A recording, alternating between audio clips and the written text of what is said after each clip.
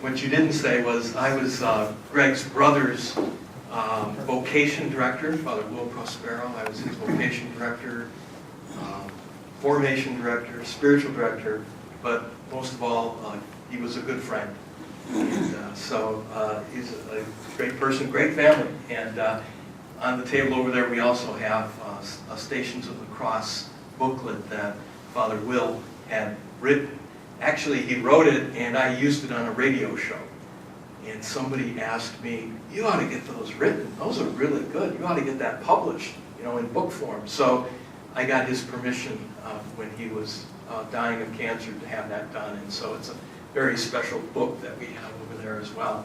Well, I'm here to talk about St. Ignatius Loyola, the founder of the Jesuits. And part of the reason why Greg asked me to do this is because I think he has a lot to offer to us as men in terms of our own relationship with God, our spirituality, because he's so practical.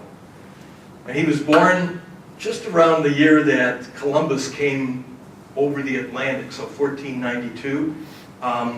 Lived, let's say, a pretty wild life growing up. He was always very pious, but he was also very wild. And so he had great dreams of being a soldier who would do brave deeds in order to win the hand of the fair maiden.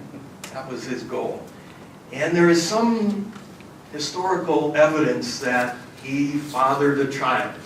So we don't know too much about all that, except that at one point he was defending a castle in a place called Pamplona, Spain, against French invaders. And he got hit by a cannonball. And the cannonball broke his leg, and so he was convalescing from this injury. But the problem was the French doctors who set the bone, they were impressed with him. They would not have normally served the enemy as doctors.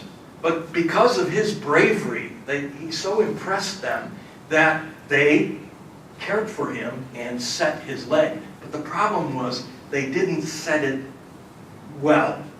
And what happened was there was a protrusion. Now, in those days, the men wore things, they looked like leotards, these tight things under their... So this is the early 1500s. And that didn't look very good.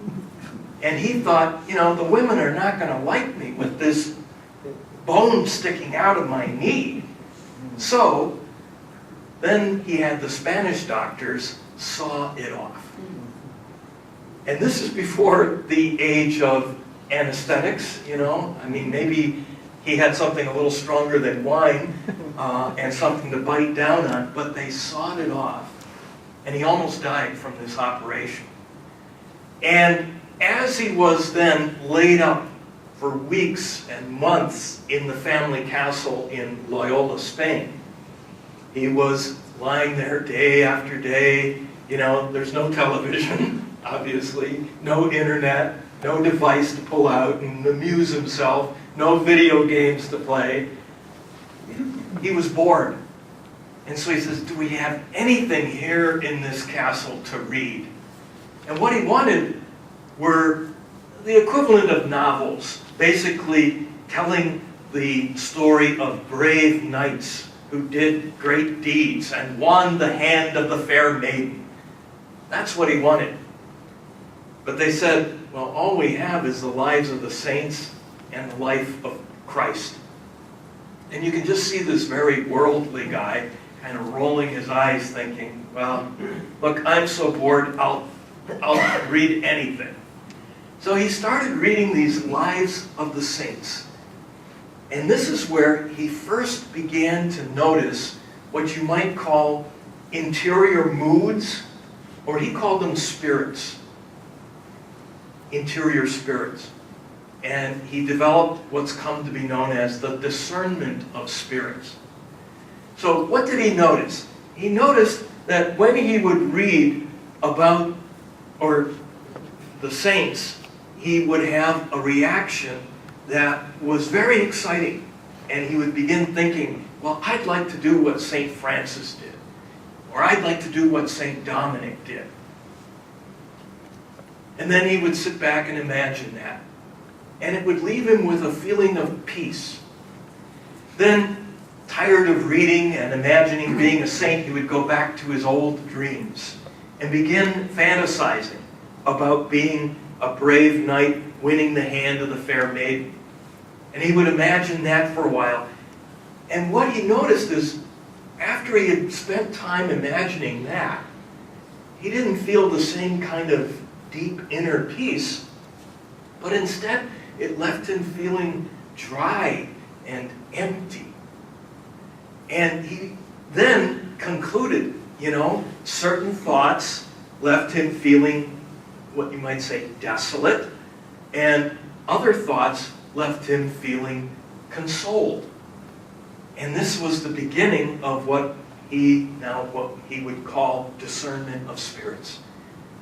And basically, it led him to conclude, that as we think and imagine,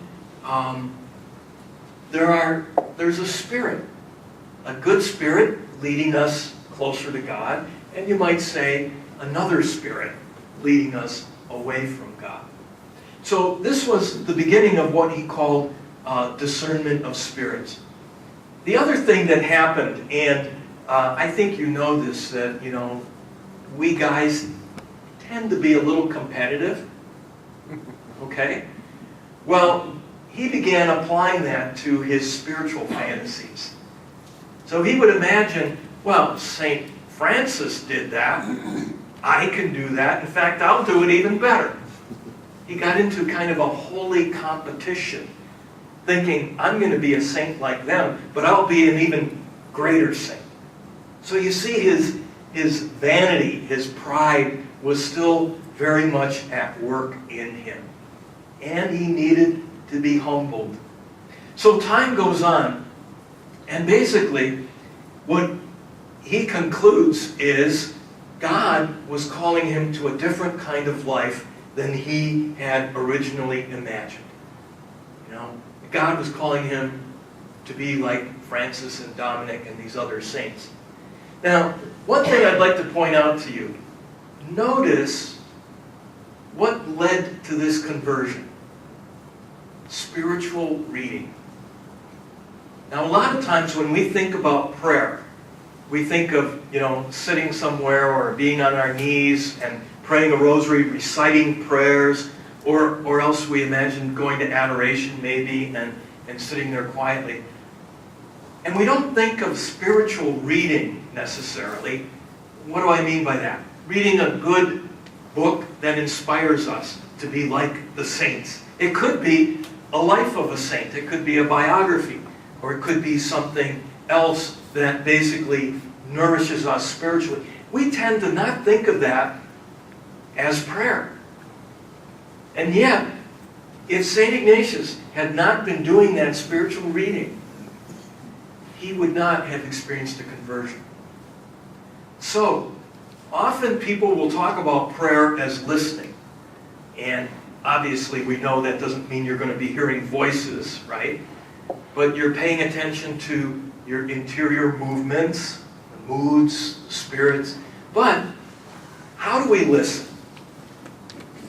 One way is through spiritual reading.